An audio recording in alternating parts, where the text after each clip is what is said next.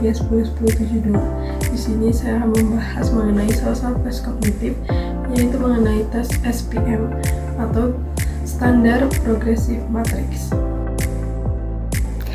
Tes SPM atau Standar Progressive Matrix merupakan alat tes yang digunakan untuk mengukur kemampuan berpikir logis dan kemampuan memecahkan masalah nonverbal. Sejarah tes SPM. Tes SPM pertama kali diciptakan oleh John C. Raven pada tahun 1938 dan pertama kali digunakan pada tahun 1954 untuk Angkatan Bersenjata Inggris selama Perang Dunia II. Tes ini dirancang untuk mengukur kecerdasan umum atau yang biasa disebut faktor G yang dikemukakan oleh Charles Perman. Tes SPM telah mengalami beberapa revisi sejak pertama kali dipublikasikan, termasuk revisi pada tahun 1960 yang digunakan di Indonesia. Revisi ini bertujuan untuk meningkatkan reliabilitas dan validitas tes, serta menyesuaikan dengan kebutuhan dan konteks budaya yang berbeda. Teori yang mendasari tes SPM.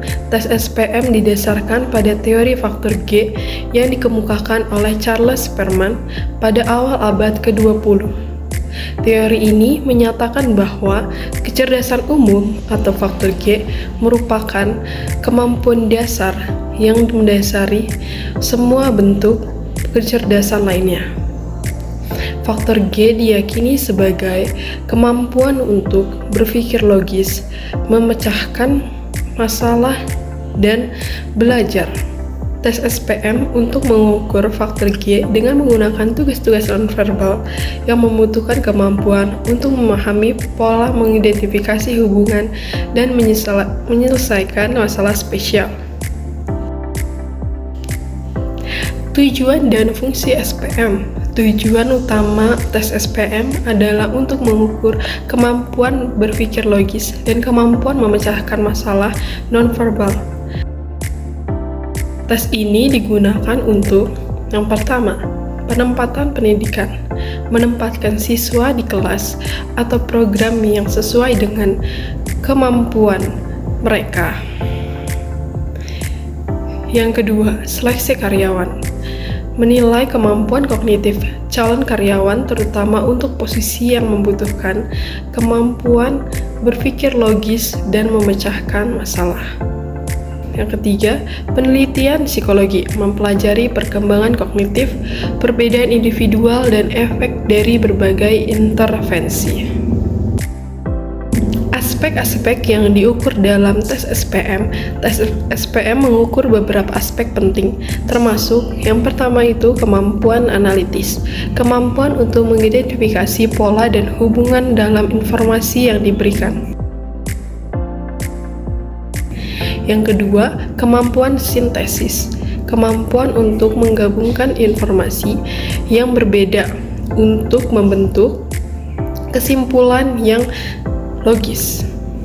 Yang ketiga, ada kemampuan berpikir abstrak, kemampuan untuk memahami dan bekerja dengan konsep-konsep yang tidak konkret.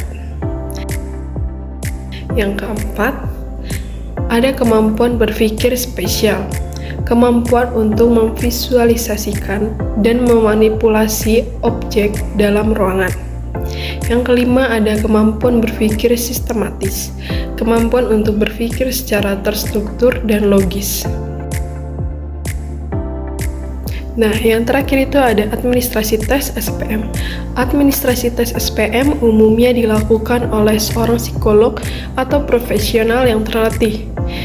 Berikut adalah langkah-langkahnya umum dalam administrasi tes SPM.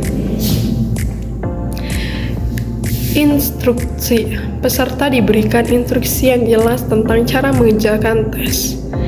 Seperti contoh soal, peserta diberikan beberapa contoh soal untuk memahami format dan jenis soal yang akan dihadapi.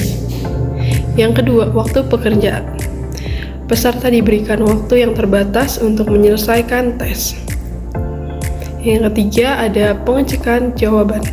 Setelah waktu pengerjaan selesai, jawaban peserta dicek dan diberi skor. Nah, kesimpulannya, tes SPM merupakan alat tes yang berguna untuk mengukur kemampuan berpikir logis dan kemampuan memecahkan masalah nonverbal. Tes ini didasarkan pada teori faktor G dan memiliki berbagai aplikasi dalam pendidikan, penelitian, dan dunia kerja.